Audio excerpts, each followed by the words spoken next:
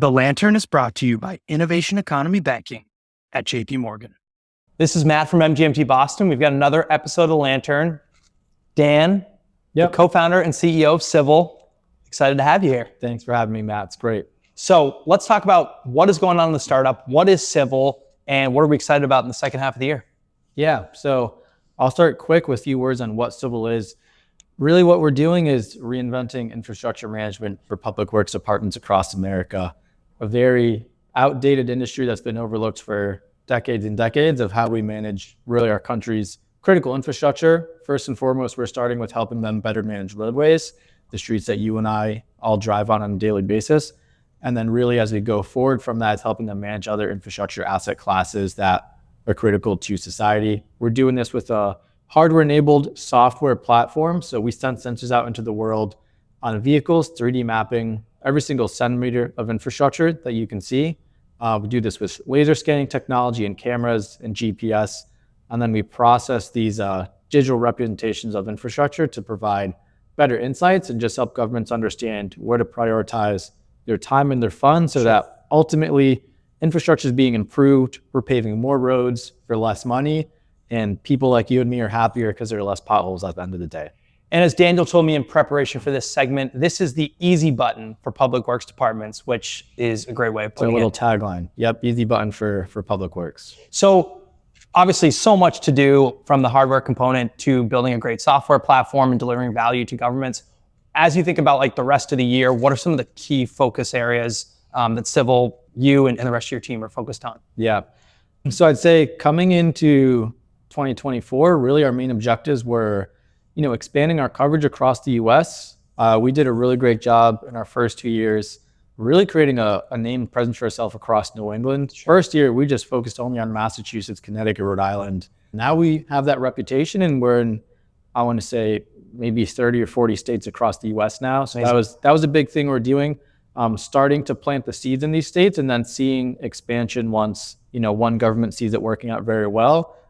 Starts to snowball from there. So that's what we want to really focus on in 2025, expanding these sort of base locations across the US where we're starting to work. Other thing is just building up the team. So adding some more leadership to the team.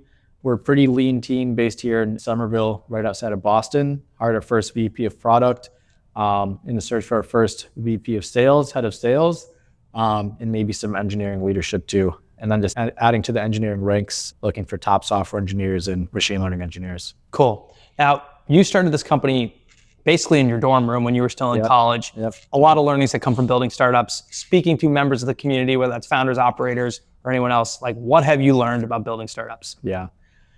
I would say the biggest lessons, and these are things that like everybody says, these are no secrets, but I'll just say it because I just recognize every single day that they are so true.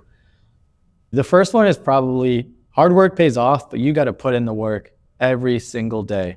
And there are no overnight success stories, even though maybe that's what, a fancy blog post or PR announcement is going to sound like. But behind the scenes, I mean, every founder behind every single massively successful company in those early days and probably into the late days too, you got to work 80-hour weeks. It's unavoidable. Yeah. So buckle down, find something that you're really passionate about, a massive problem that you really want to solve, and dedicate literally your life to it, because all of that is going to be true. But again, I'm a firm believer in if you put in the work, you work very hard, and you just have honesty, common sense, you don't have to be a genius, really nothing's impossible. Again, unless we're not breaking the laws of physics, which we try not to do, I think if you put in the work and you're dedicated and don't give up, you can get it done. So that'd be my first tip, is just don't give up.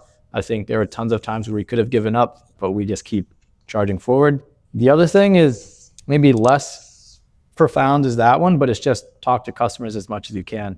I've heard from, and we all see it, just a few startups that they build a product, they launch it, and then no one really wants it. Like, they're not really solving a big problem. I think that was one thing we really took seriously when we were still in undergrad.